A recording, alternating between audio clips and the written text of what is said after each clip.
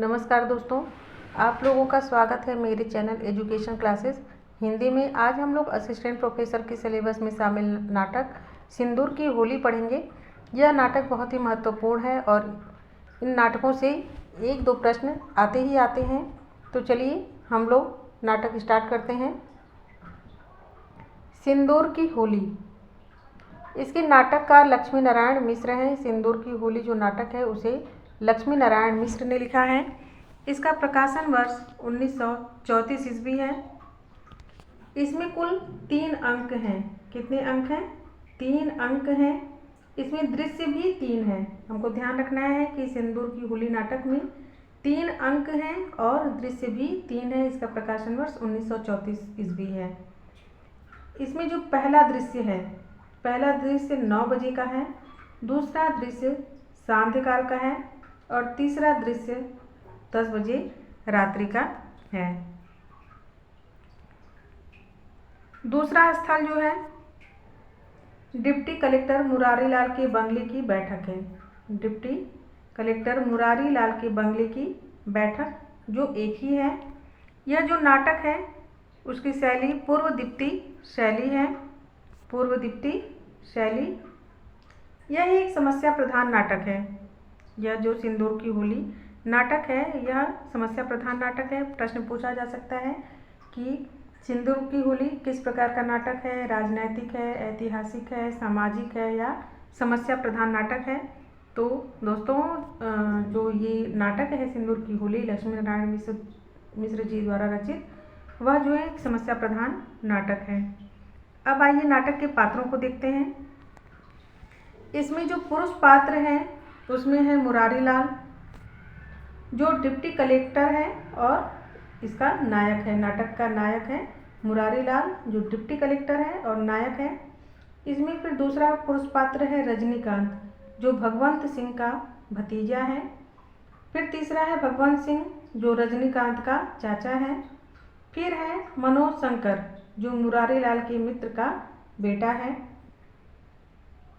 फिर है माहिर अली मुरारी लाल का मुंशी है।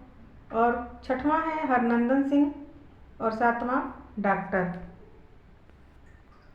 इसमें जो स्त्री पात्र हैं, स्त्री पात्रों में मनोरमा जो विधवा महिला जो मुरारी लाल के साथ रहती है, मुरारी लाल उससे प्रेम करता है। दूसरी है चंद्रकांता जो मुरारी लाल की बेटी है। स्त्री पात्रों में देखिए तो है एक मनोरमा है, एक चंद्रकांता है। मनोरमा जो है वह विधवा है, महिला जो मुरारी लाल के साथ रहती है और मुरारी लाल उससे प्रेम करता है। और दूसरा चंद्रकांता है जो मुरारी लाल की बेटी है। नाटक का जो विषय है, नाटक के विषय में देखिए जो पहला है वो है भ्रष्टाचारी कानून व्यवस्था। जो इस नाटक में कानून व्यवस्था है उसमें भ्रष्टाचार अधिक मात्रा में व्याप्त है। फिर दूसरा है निस्वार्थ और आदर्श प्रेम। तीसरा है विधवा का चित्रण। चौथा जमीन जायदाद को लेकर पारिवारिक विवाद। और पांचवा है निर्दोष की हत्या। फिर आइए हम नाटक का सारांश देखते हैं। सारांश देखने के बाद इसके बारे में हम सब कुछ जान जाएंगे। पूरा नाटक पढ़ने की आवश्यकता नहीं है, सारांश से ही सब कुछ समझ में आ जाएगा। इसमें देखिए नाटक का सारांश, भगवंत सिंह और उनका भतीजा मनोज शंकर में पारिवारिक जायदाद को लेकर काफ़ी मनमुटाव तनाव है। देखिए भगवंत सिंह और जो उनका भतीजा मनोज शंकर है उनमें पारिवारिक जायदाद को लेकर काफ़ी मनमुटाव रहता है। जायदाद पाने के लिए दोनों में झगड़े भी होते हैं। किन में? भगवंत सिंह में और मनोज शंकर में। झगड़े यहाँ तक बढ़ जाते हैं कि भगवंत अपने भतीजे को मारने की सुपारी भी दे देता है। कौन? भगवंत। संपूर्ण जायदाद अपने नाम करने के लिए वह कानून को घूस भी देता है। मुरारी लाल के पास यह जाएगा, इस कारण उसे भी वह बहुत सारा धन देता है। एक दिन हरनंदन सिंह और भगवंत सिंह दोनों मिलकर मुरारी लाल के बंगले पर उससे मिलने आते हैं। कौन कौन? हरनंदन सिंह और भगवंत सिंह दोनों मुरारी लाल के बंगले पर आते हैं। जब दूसरी तरफ रजनीकांत को मारने के गुंडे भेजे हैं, अब तो उसे मार भी दिया होगा। कौन, जब दूसरी तरफ क्या होता है, रजनीकांत को मारने के लिए गुंडे भेजे गए हैं और वह उसे मार भी दिया होगा। फिर है मुरारी लाल डिप्टी न्यायाधीश का पद पाने के बाद भी अन्याय का समर्थक है। जो मुरारी लाल है वह डिप्टी न्यायाधीश का पद पाने के लिए अन्याय का भी समर्थक हो जाता है, स्वार्थी होता है और भ्रष्टाचारी भी है। 10 वर्ष पूर्व इनके कारण मनोज शंकर के पिता की मृत्यु हुई थी। इस रहस्य को सिर्फ उनका मुंशी माहिर अली जानता है।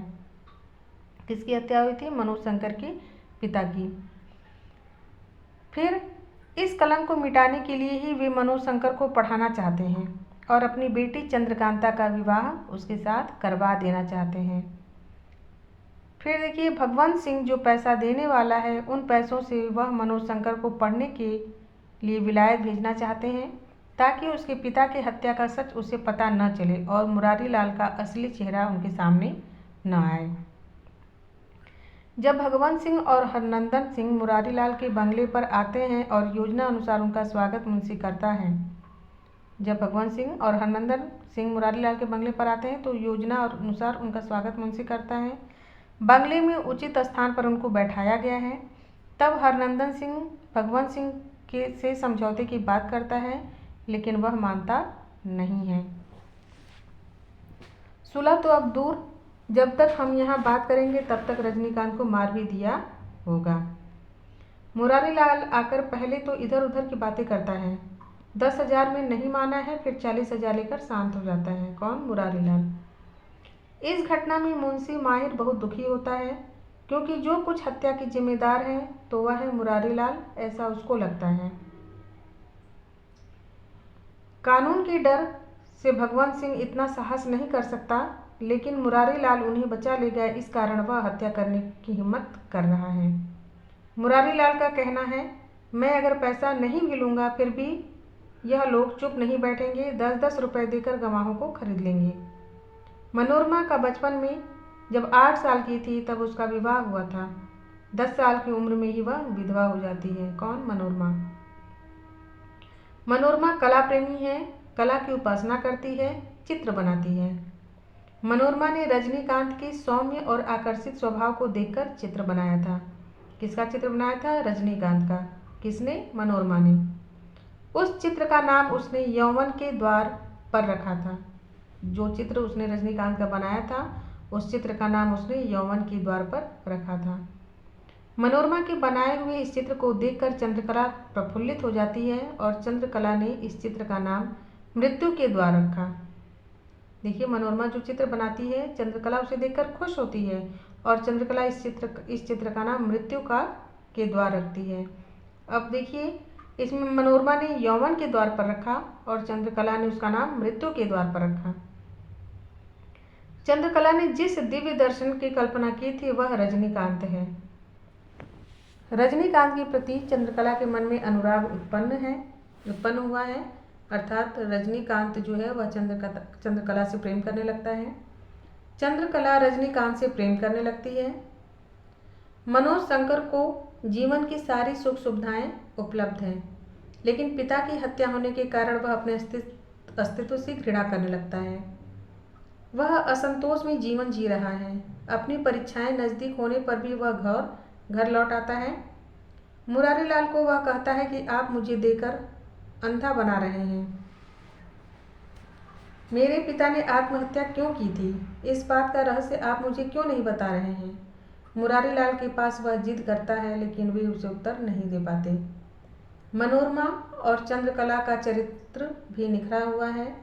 मनोरमा के मन में मनोज के प्रति नैसर्गिक आत्मीयता आ जाती है। जो मनोज शंकर है, वह मनोज का हाथ पकड़कर संसार में उतरना चाहती है और संसार के सामने एक आदर्श स्थापित करना चाहती है, क्योंकि वह एक विधवा है। विधवा का हाथ पकड़ने से एक नया आदर्श स्थापित होगा। मनोरमा कहती है कि तुम बांसुरी बजाओ और मैं चित्र बनाऊंगी। मनोरमा चंद्रकला के प्रेम और अस्वस्थ होने की चर्चा मनोज से करती है।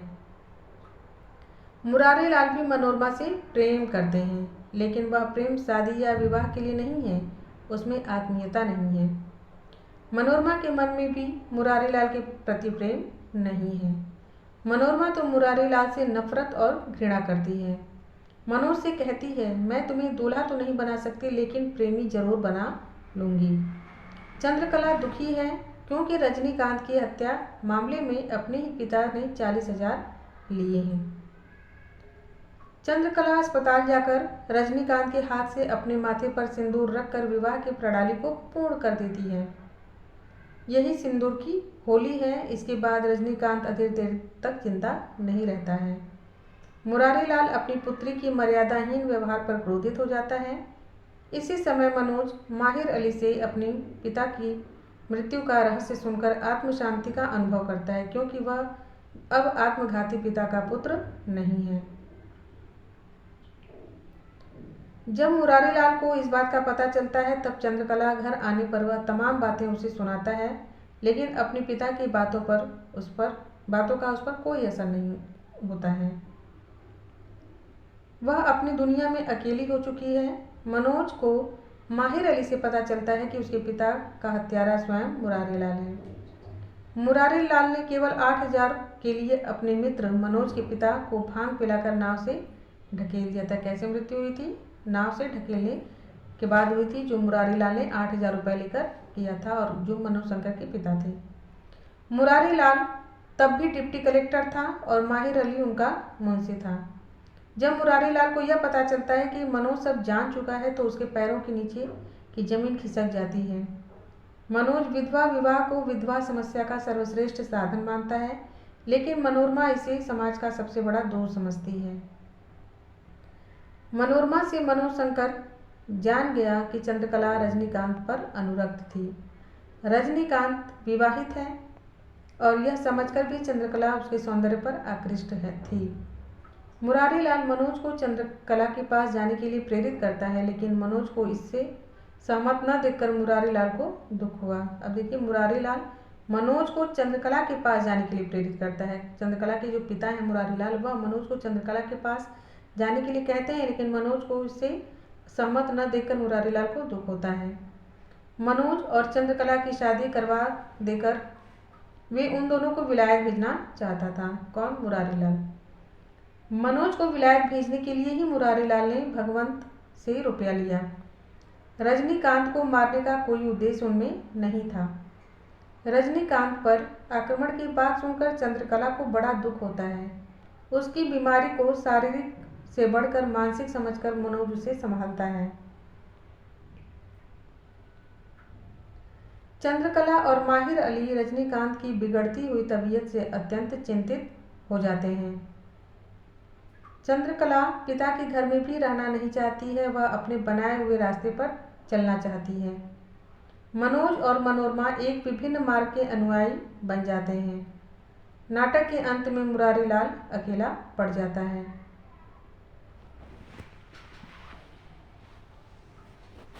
इसके देखिए कुछ महत्वपूर्ण बिंदु हैं। इन महत्वपूर्ण बिंदुओं को देखते हैं।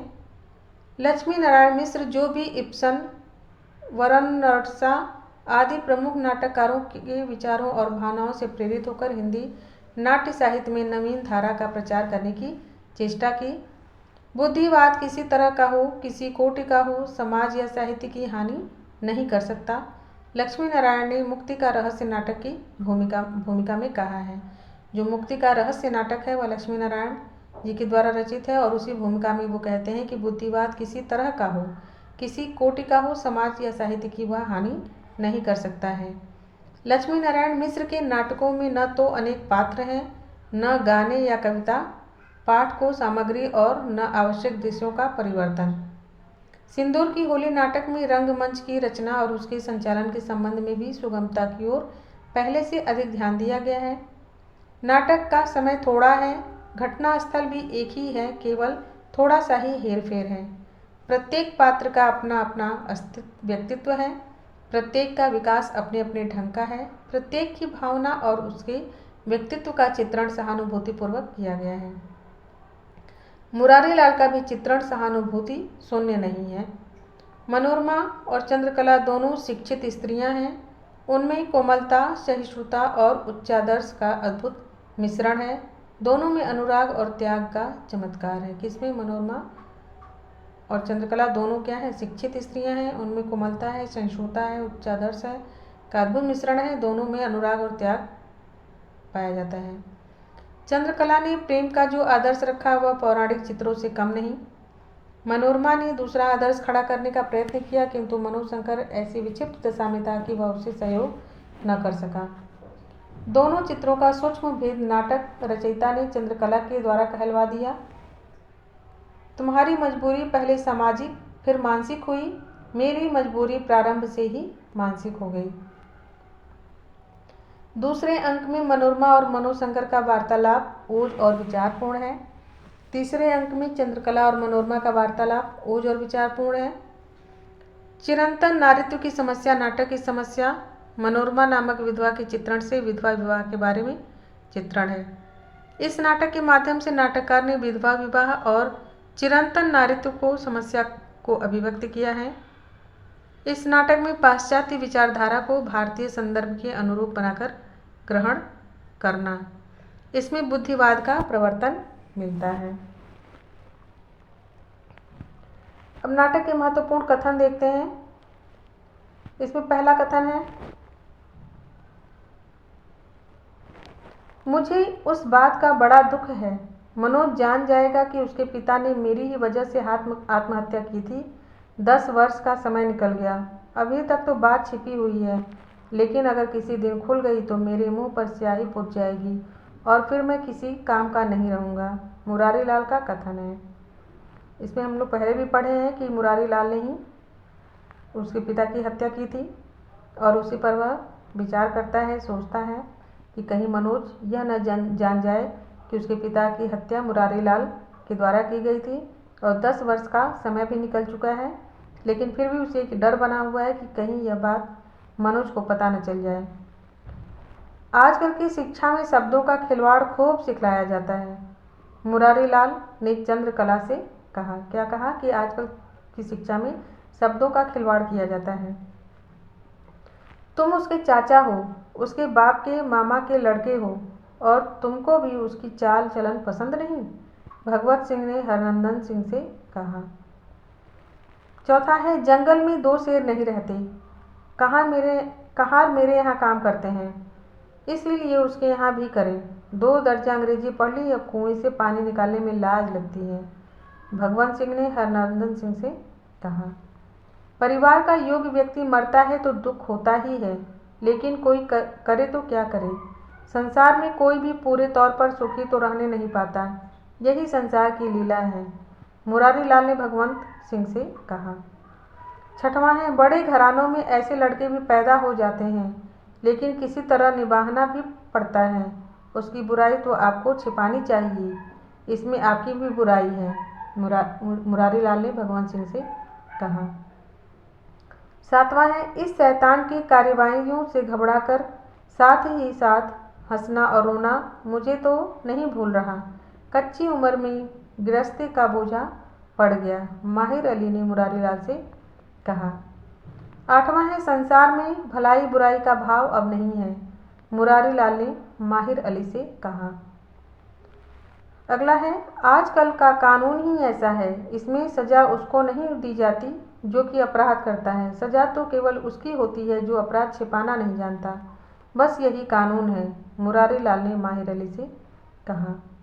अगला है, तुम्हारा व्यंग बड़ा निष्ठुर होता है, तुम्हारा हृदय इतना सूखा है, न मालूम उसमें कला की भावना कैसे जाग पड़ी।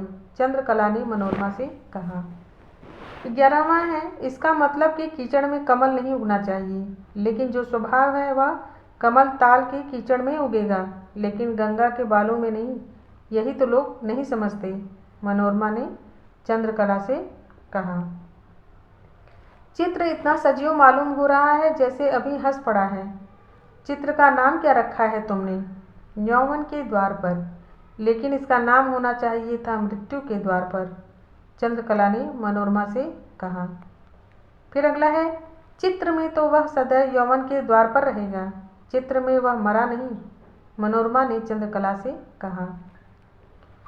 वह तो युग दूसरा था जब हृदय का रस संचित रहता था और या किसी और ओर बह उठता था।